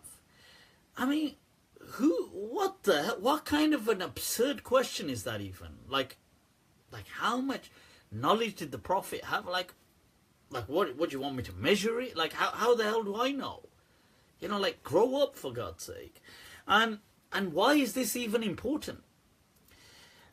You know, is the Prophet a human, or was he superhuman, as in made out of light? I mean, what an absurd question. Of course the Prophet was human, but he was the best of humans to us as Muslims. But he was a human. I mean, it would be silly if he wasn't a human. We wouldn't have no, you know, لَقَدْ كَانَ لَكُمْ فِي رَسُولِ اللَّهِ أُسْوَةٌ حَسَنَةٌ. We wouldn't have an uswa, because he'd just be an angel. Anyway, and they say, oh, did the Prophet, I don't know, these kind of, can the Prophet be everywhere? Is the Prophet over here right now? I mean, now you see why I'm saying we need to leave this baggage alone. What kind of a question is that? Is the Prophet here? What do you mean, is he here? What kind of, like, listen, people, do not allow Islam to become mythology. I tell you, wallahi, if you allow this deen to escape the voice of reason, and it will turn into mythology. And I tell you, as mark my words, it will dissipate and disappear. It will melt in the hands of the coming generations. They will not be able to sustain it in this part of the world, because the voice of reason is way too powerful. Why do you not believe in the mythology of Zeus and the Hindu mythology? Because it's dumb. If you allow Islam to become something dumb, the coming generation, okay, you might cling on to it. But the coming generations, I tell you, when they hear the voice of reason, it will pierce right through it. You see, we're at an interesting crossroad, right? And I want to present this to all of you as well. We're at an interesting crossroad, people. Do we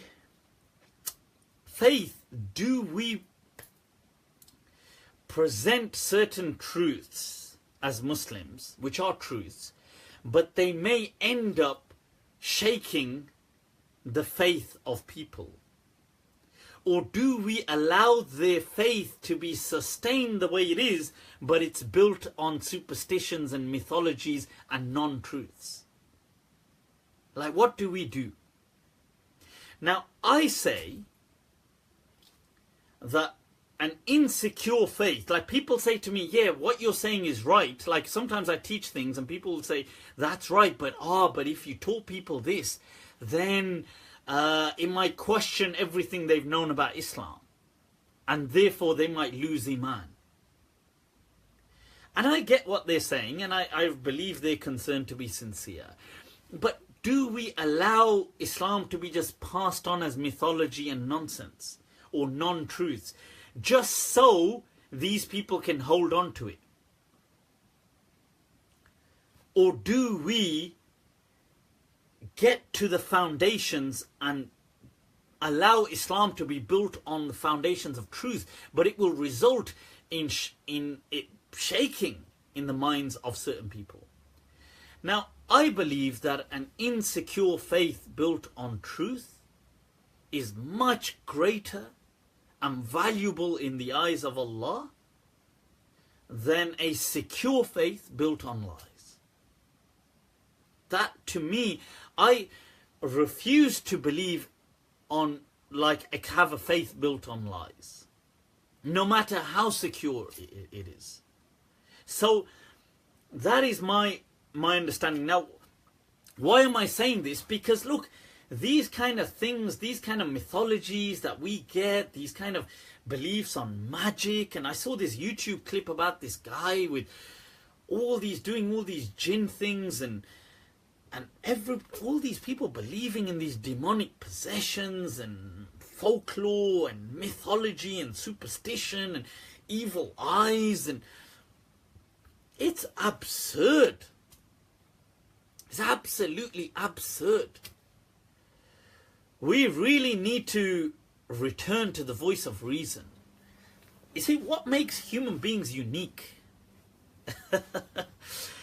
You see, look, people, let me tell you something. I came across this kind of example. I'll share it with you. If there was a human on an island, let's say you had a human on an island and you had a chimp, a monkey, a chimpanzee on an island, and you had to place your bet on survival. You would place your bet, I would place my bet on survival on the monkey. The chimpanzee can out-survive a human being if there was one human being on an island and there was a chimp on an island. You see, our strength, you see, this whole scenario would change if there were 1,000 humans and 1,000 chimpanzees. The 1,000 humans would clearly, without a shadow of a doubt, like outperform 1,000 or even 5,000 chimpanzees or 10,000 chimpanzees. Because human beings, we draw our incredible strengths as a collective.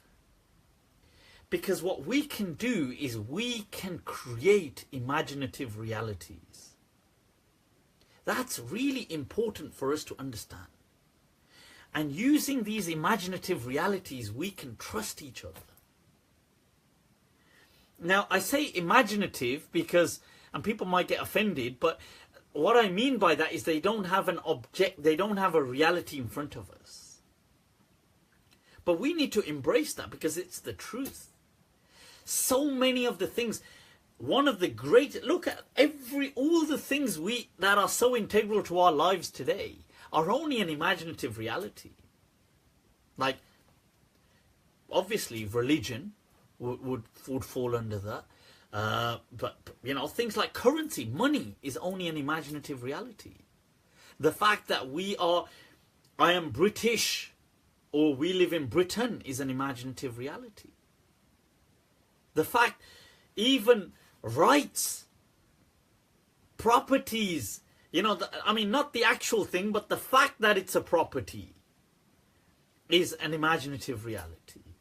Rights over people, human right, everything, ethics, all of these things are only imaginative realities.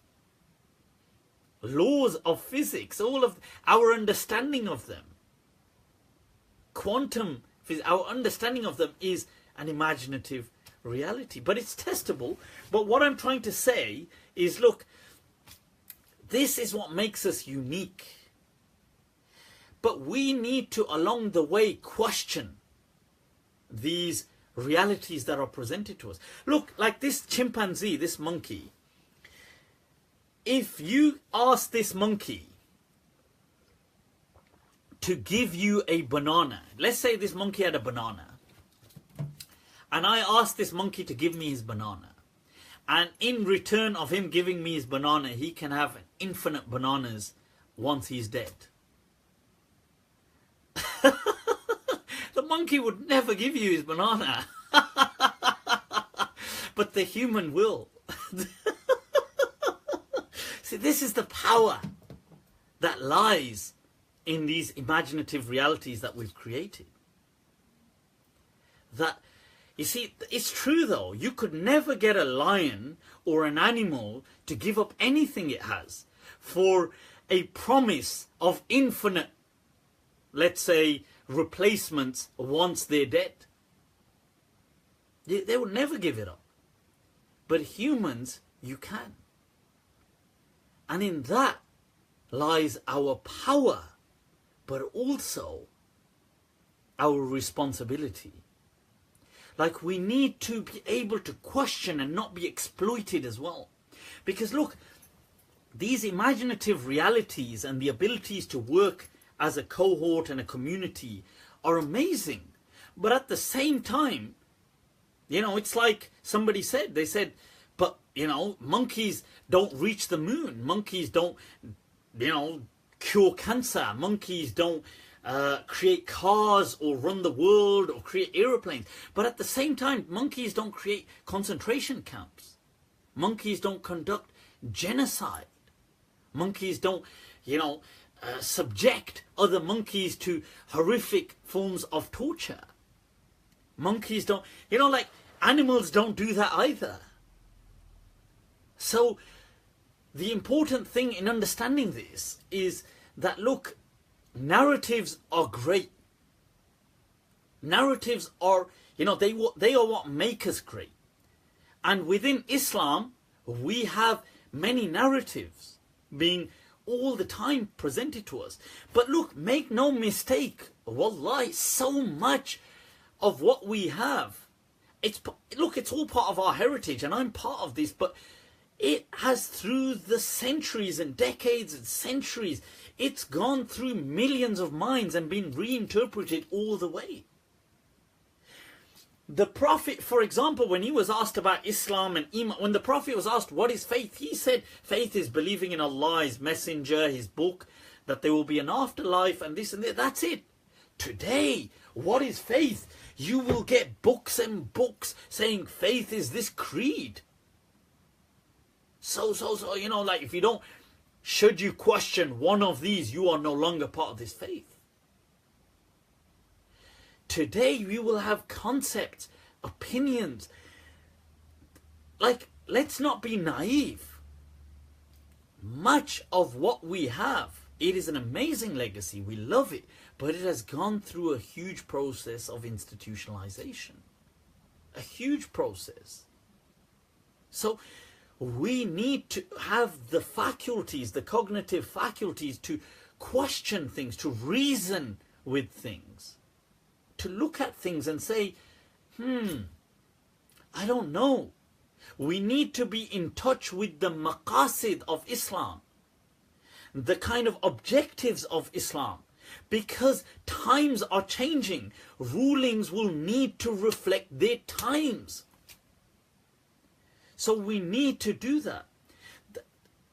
So I mean, this is an important message, right? That we need to kind of really have the right. And when people tell you you can't question, that is a very dangerous kind of thing.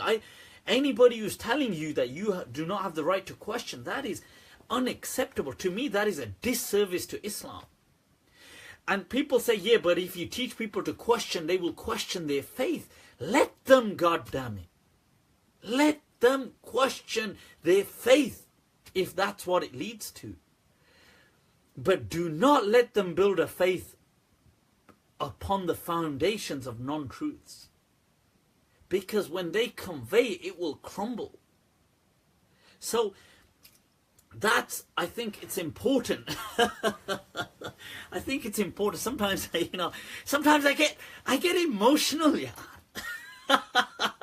I'm an emotional guy. I'm in touch with my inner softer side as well. Right, so this is what I'm saying. Like, we need to really focus on and this kind of folklore and mythologies from Indo-Pak, and leave them behind, man. Like, what's nice about them, take it. I admire and love the way the Barelvi have this whole love for the Prophet Muhammad sallallahu alaihi wasallam. I think that's amazing, and we should take that from them. The way they have respect and love for the Prophet. I think they overdo it when it comes to other people, on some people. But I think to do with the Prophet, I think we should embrace that from them. And I love the way the Deobandis have this devotion and commitment to academia, to academic, and to the sciences, and I love that. No, not the killing, not the violence. The Prophet never taught that. The Prophet never taught the violent part. That's but the love that they have. If you're going to look at a Barelvi from Pakistan, look at somebody who I highly admire. He's passed away now, Pir Karam Shah Saab, who is an amazing scholar. Something he says, I would say, take it ala ra'si wal ayn. He's not somebody that would encourage violence ever. Now, somebody like that, I would take his word. Generally, eyes closed, I would trust him. He was a man who was a voice of reason. And the Deobandis, the way they are committed to learning and trying to expand in their commitment to academia, we should take that from them.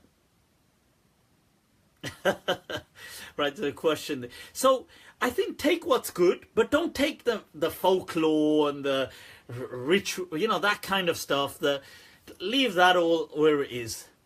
And the Wahhabis, you see, what we can take from the Wahhabis, I think, the Salafis, Wahhabiyah, is their courage to question things. I like the way they have a courage, although I think they, sometimes they don't question everything. They're not being objective. They don't question their own things or their own scholars. They don't question Ibn Taymiyyah. He could say anything. He's infallible. But that general kind of thing that they've refused to take this kind of things just because they are so, I think that's awesome. And the fact that they have a kind of objectivity towards rulings when it comes to hadith, some objectivity, I like that, I admire that. And the way they've refused to accept several, not all, but several superstitious practices, I like that. So, but then, they do buy into this whole demonic possession stuff and everything like that. But they have refused to accept so many other kind of cultural practices as Islam. I admire. So we can take that from them. Look, take the good from anybody. Yeah, I don't know, from me. You probably see me and think, what the hell is this freak doing on here? If not anything, just take my call to the voice of reason, even if you don't see reason in what I say. But take my call to the voice of reason and to just be consistent in Islam. That's what I would say. Right, so I'll tell you what, we're going to have to wrap this up. Should we have a rapid fire response to any questions? There was a question there. Is watching movies haram? Like I answered before, I do not believe watching movies is haram. I've given a more detailed response before on watching Olympics and things like this. It's the same thing. And this is the medium of the age. Just as the Arabs... Look, everybody today does things like watches movies, watches series, does this, does that. Now, in the past, in the Prophet's time, everybody was into the poetry. And if you were into that, you engaged with them. If today you're not into anything, then you have nothing in common with people. That's like, you know, like, what do you engage with people on? Like, okay, I'm not into sports, so I don't, but movies, TV series. Now I'm probably going to get some, I'm going to have like a, that's going to probably backfire on me, but what the hell? Look, let's just be honest. Everybody watches movies. Everybody watches these things. Why should we be? Why should we be duplicitous? Like everybody does it behind, and then they just come up front and say, "Oh, but this is haram." But why? Like why have this double standards?